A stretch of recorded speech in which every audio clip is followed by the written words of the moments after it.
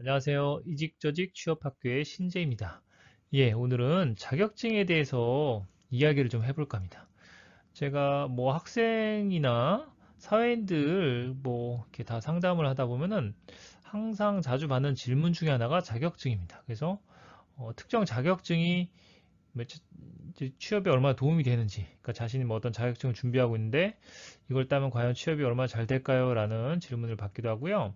또 아니면 반대로 어떤 자격증을 따면 취업에 도움이 되느냐 이렇게 좀 더 포괄적인 질문을 받을 때도 있습니다. 그래서 오늘은 도대체 우리가 막 정말 자격증 많죠 요즘에.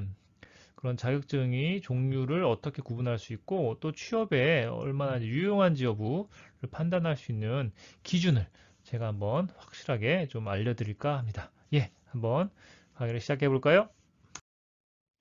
예, 뭐 오늘 하나만에 그냥 끝내드리겠습니다. 먼저 일단 우리가 자격증의 종류에 대해서 좀 알아야 되겠습니다. 도대체 뭐 IT 자격증부터 뭐 여러 가지 기술 관련된 자격증 또 전문 자격증 굉장히 많죠. 도대체 어떻게 우리가 자격증을 나누어 볼 수 있을지 한번 보겠습니다. 어, 먼저 우리가 자격증은 기본적으로 국가 자격과 민간 자격으로 구분할 수가 있습니다. 국가 자격 같은 경우 크게 두 가지로 구분이 되는데요. 국가 기술 자격, 그리고 국가 전문 자격 두 가지로 유형이 분류가 됩니다. 국가 기술 자격에는 무엇이 있느냐? 여러분들 다 잘 아시는 뭐 미용사, 또 건축기사, 전기기사, 뭐 컴퓨터 활용 능력도 국가 기술 자격에 속합니다.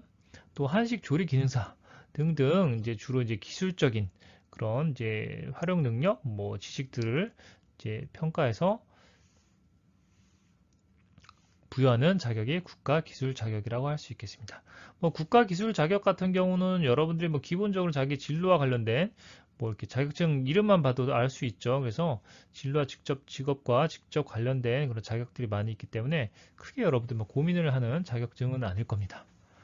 국가 전문 자격이 그러면 또 어떤 것들이 있을까요?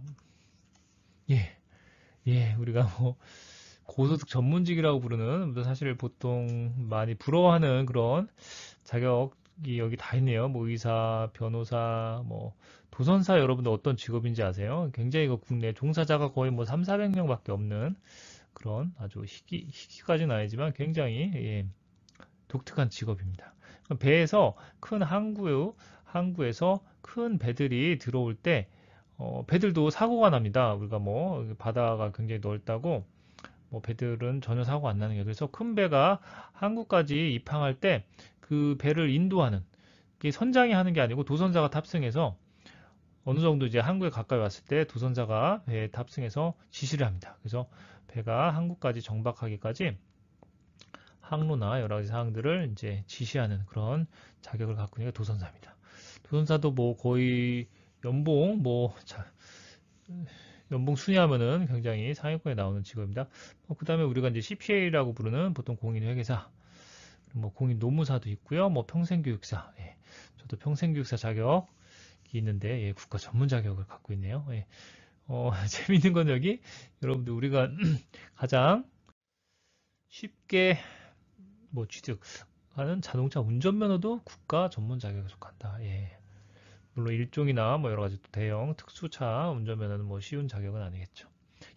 이렇게 우리가 국가 기술 자격과 국가 전문 자격으로 이루어진 국가 자격이 있고요. 이제 그 다음에 민간 자격이 있습니다. 민간 자격은 크게 또 세 가지로 우리가 구분해 볼 수 있습니다. 그래서 일단 공인 민간 자격. 그러니까 우리가 보통 공인하면 국가 공인 뭐 이렇게 해서 국가 자격이라고 생각하는데 사실은 민간 자격 중에서도 국가에서 나라에서 공인해주는 공인이라는 건 이제 나라에서 좀 더 뭔가 인정을 해준다는 뜻이죠. 굉장히 이제 뭐 자격 제도가 잘 시행되고 또 사회적으로 수요가 많고 뭐 공신력 있는 그런 이제 심사에 의해서 공인된 국민간 자격이 있고요. 그 다음에 이제 일반 등록제, 자격증 등록제가 또 시행됐습니다. 그래서 자격증에 따라서 이제 자격 요건만 갖추면은 등록된 자격들을 우리가 등록 민간 자격이라고 하고요. 사실상 이 민간 자격에서 국가에서 좀 권장하는 기준에 부합되는 것은 두 개 자격이라고 볼 수 있고요. 제가 여기 마지막에 써는 기타 민간 자격은 사실은 뭐 국가에서 꼭 이게 뭐 법적으로 자격증을 무조건 다 허가받아야 된다 뭐 이런 자격증만 있는 게 아니라서 그냥 개인들이 또 뭐 이렇게 만든 기업에서 그냥 자기들만의 그들만의 리그에서 만든 그런 자격들은 저희가 기타 모두 다 기타로 이제 표현을 제가 그냥 했습니다. 이거는 뭐 공식적으로 이런 타이틀을 가진 자격이 따로 있는 건 아니니까 여러분들 혹시라도 참고하시면 안 되겠습니다.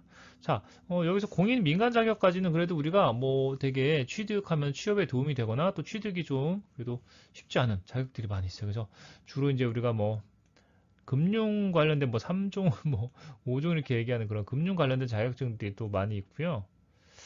뭐 또 이렇게 특별한 산업 보안관리사 등 특정 영역에서 이제 공신력 있는 기관들이 있죠.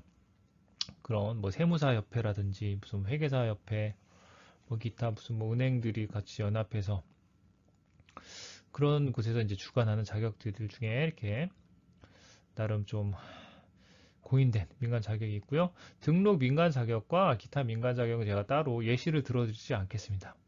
왜냐면 예시를 들어드리기에는 이게 너무 많고 사실 뭐 이름만 보면 되게 비슷비슷해요. 그래서 여러분들 괜히 오히려 그 헷갈리실까봐 제가 따로 언급 안 하고 뭐 주로 이제 상담 관련된 자격들 그죠? 뭐 그런 것들이 여기 등록 민간 자격에 좀 많이 이렇게 있고요. 뭐 기타 민간 자격은 뭐 또 IT 기술 관련된 것도 있고 뭐 상담 관련된 거 여러 가지가 또 실제로 또 등록이 안 돼 아직 그런 자격들이 존재할 수 있습니다.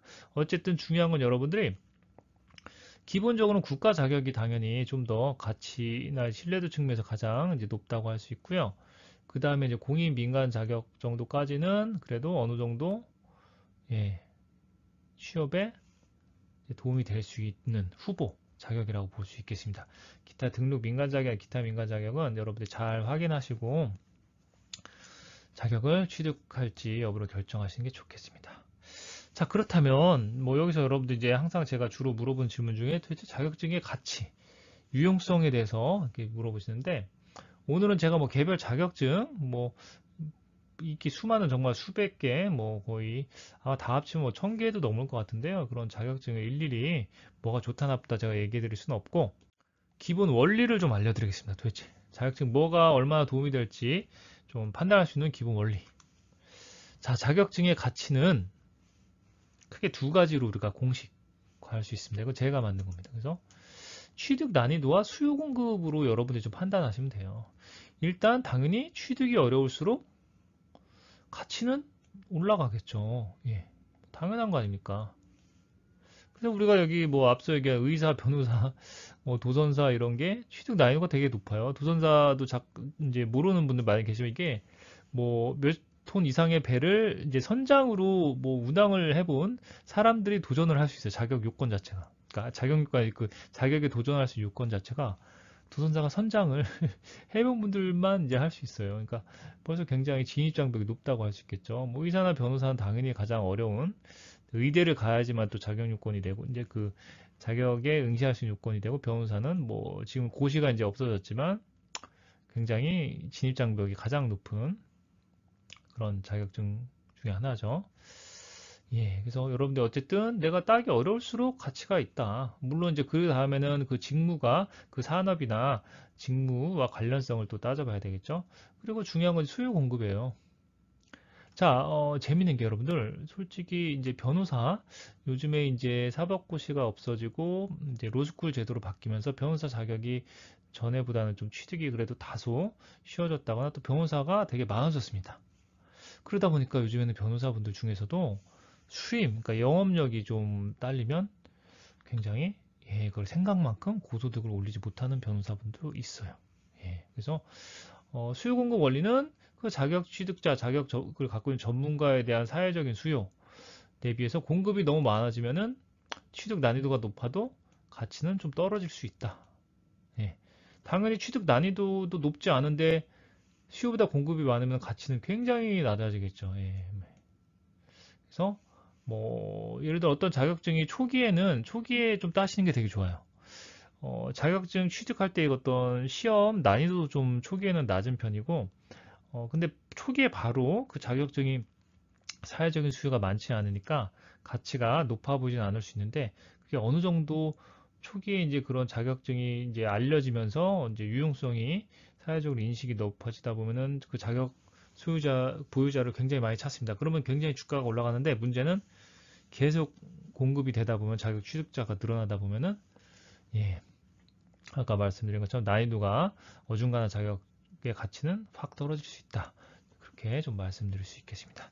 한 가지 여러분들이 또 자격 취득할 때 유용성, 가치를 판단할 수 있는 기준으로 평균 취득 기간을 좀 얘기할 수 있을 것 같아요. 그래서 여러분 사실 뭐 아까 컴파일 능력, 뭐 워드프레스 자격 이런 거 뭐 사실 여러분들 뭐 맘만 먹으면 열심히 하면은 그냥 뭐 몇 달 하면 딸 수 있죠. 그래서 보통 평균적으로 6개월 미만 준비해서 딸 수 있는 자격은 사실은 큰 가치를 기대하시면 안 돼요. 기본적으로. 예. 그리고 여러분들 이제 보통 중간 정도는 이제 그래도 정말 집중해서 정말 시간을 많이 할애해서 1, 2년 정도 취득 기간이 걸린다. 그 정도면은 제가 볼 때 중간 정도 가치는 있는 자격증이라 볼 수 있겠습니다. 예. 그리고 우리가 이제 최소 3년 이상 풀타임으로 거의 뭐 이렇게 3년 이상 정말로 전력으로 준비해야 되는 뭐 3년에서 이건 거의 뭐 무한대라고 할 수 있겠죠. 뭐 사실 변호사 같은 거 예전에 사법고시 시절에는 뭐 이거 죄송한 얘기지만 서울대 뭐 법대 나와서도 사법고시 패스 못하는 분들이 있거든요. 스카이 뭐 이렇게 법대를 나와도 이제 그래서 그런 분들 뭐 장수라고 하죠. 저희가 막 한 10년 이상 하고도 결국엔 뭐 최종에서 안 돼서 뭐 불합격한 분들. 그래서 이런 3년 이상 정말 풀타임으로 3년 이상 취득 기간에 걸리는 자격들은 가치가 당연히 기본적으로는 큰 자격증이라고 할 수 있겠죠. 예. 그래서 여러분들 이런 기준으로 기본적으로 내가 지원하고자 그러니까 하고자 하는 직업, 직무와 관련성 그리고 또 그 업종 그 이제 분야 산업에서 또 어떤 수요, 공급 그런 측면과 이제 최종적 취득 난이도를 감안해서 자격증 도전 여부를 좀 결정하시면 좋겠습니다. 한 가지 팁을 드리면 우리 학생분들은 그래서 사실은 여기 뭐 예를 들어 뭐 공인회계사나 뭐 공인노무사 뭐 이런 자격 같은 경우는 재학 중에 준비하는 친구들이 일부 있죠. 그래서 너무 준비 충분히 하고 막 도전한다 이런 생각보다 일단 빨리 자격을 기본적인 부분만 공부를 해서 도전을 빨리 해보세요. 자격 시험을 한두 번 보면 본인이 감이 옵니다. 아, 이 자격증 시험이 나의 적성에 어느 정도 잘 맞아서 한 1, 2년 정말로 제대로 도전을 해볼 만한 자격증인지. 그래서 너무 준비 충분히 하고 뭐 따겠다, 1차로 시험 보겠다 그런 생각하는 것보다 어쨌든 어느 정도 관련성 있고 관심 있다고 하면은 한 1년 정도 준비해서 일단 한번 시험을 꼭 보시라. 물론 시험 비용이 부담되지 않는 경우에 얘기죠. 뭐 시험 준비에 뭐 1, 2년 그냥 막무가내로 투자하는 것보다는 시험 비용 뭐 아무리 비싸도 뭐 그죠? 여러분들 한번 쳐보는 게 더 나을 수도 있겠죠. 예.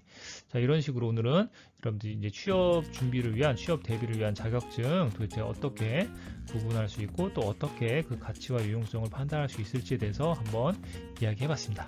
예. 오늘 강의는 이것으로 마치겠습니다. 감사합니다.